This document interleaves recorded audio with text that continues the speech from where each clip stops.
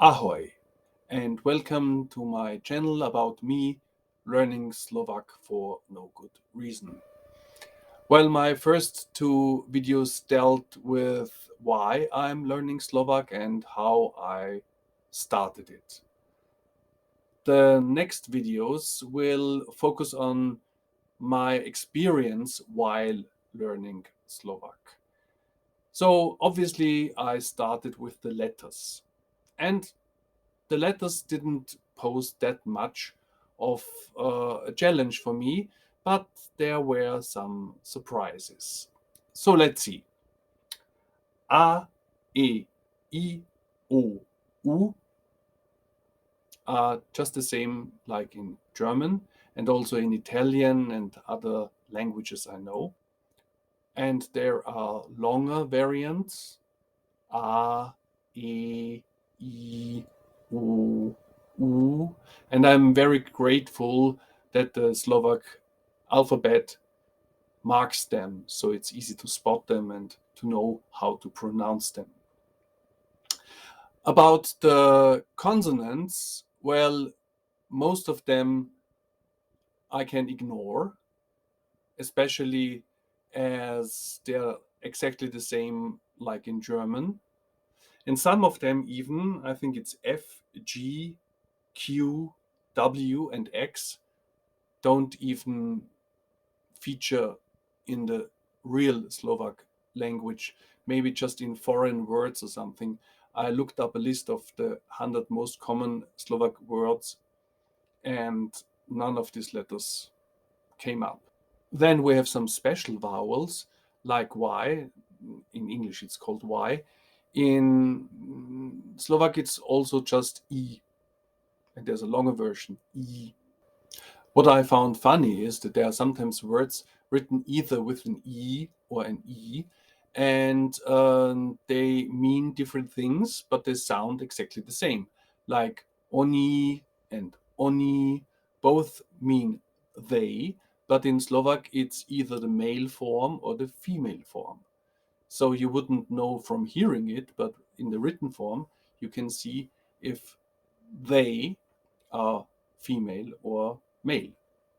Well, then there's wo, uh, not difficult to pronounce, but I think this is one of the letters that are only used in words that are very old or very common, like also pet, which is just the same as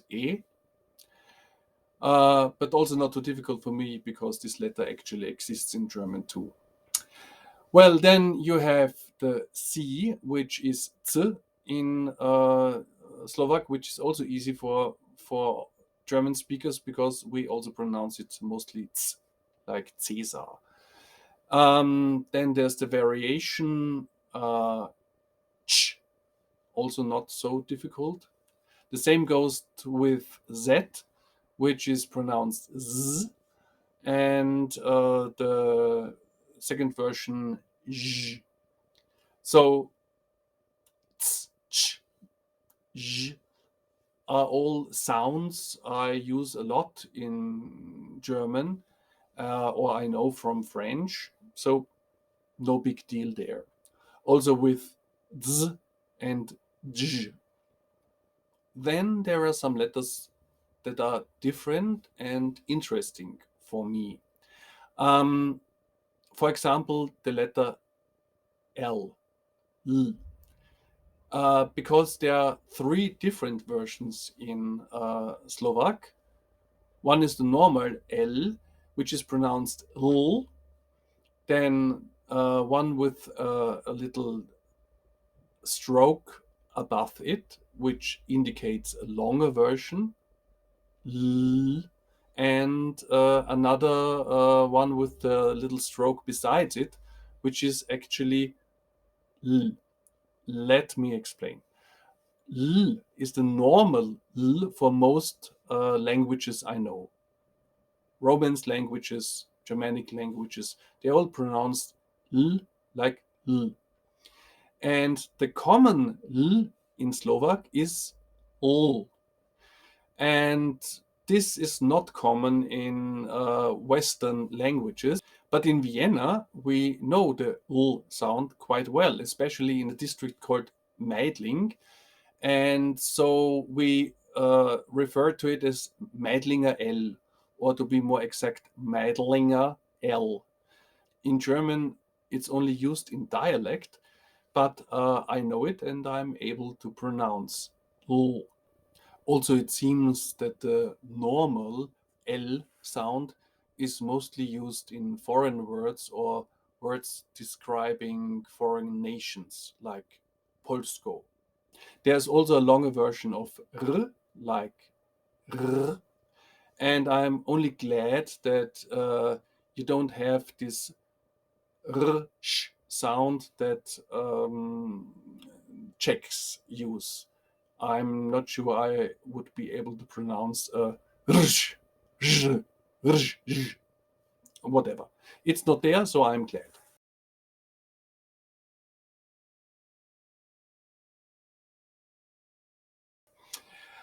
Okay, so now let's address the elephant in the room and the thing I mentioned in the title of this video.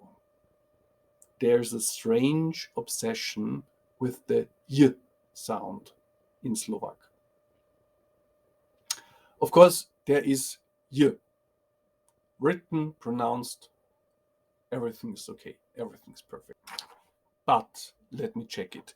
You have a y in ya, you have a y in ye, you have a y in you. Then there's this stroke after the D and the T, which makes it a dir and a tier. Then you have D plus most of the vocals and it becomes a y. And you have T with most of the vowels and it becomes a tier. And you have N with most of the vowels and it becomes nye. Yeah, so my impression is that you're really fond of the sound of y. There are some words which are full of it, even though the letter y is never used. Like, for example, the word dievetje, diezjat, which features four y sounds without ever writing one of them. I don't know why this is the case in Slovak, but I'm prepared to use y wherever I think it's appropriate. Actually, my hint to learners of Slovak is just throw a y in wherever you feel like it's probably going to be correct. Okay, with this little notion, I close this video. Thank you for watching. Maybe you want to like or subscribe, or you can leave a comment and tell me your experience with learning Slovak, or if you're Slovak, why you use y all the time, and if it's the same case in other Slavic languages. Anyway, I wish you all the best. Until next time, do videnia, dovi.